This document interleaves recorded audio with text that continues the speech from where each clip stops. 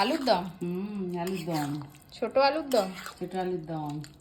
দিদিভাই যে আলুগুলো আনছিল? হ্যাঁ, সেই জন্য তো এত ভালো করে দম রান্না করেছি। দিদিভাইয়ের আলু বলেই এত ভালো করে করেছি। দিদিভাই তো খেতে পেল না।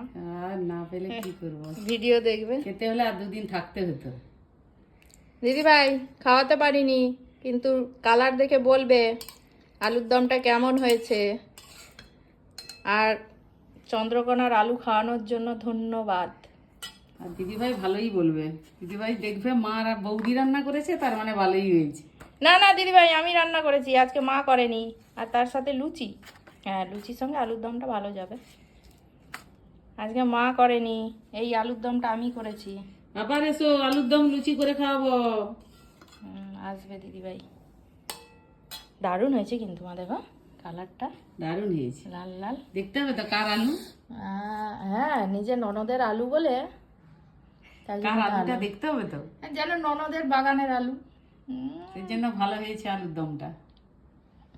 ঠিক আছে, থ্যাংক ইউ। খেয়ে সবাই বলবে কেমন হয়েছে, আমি রান্না করেছি।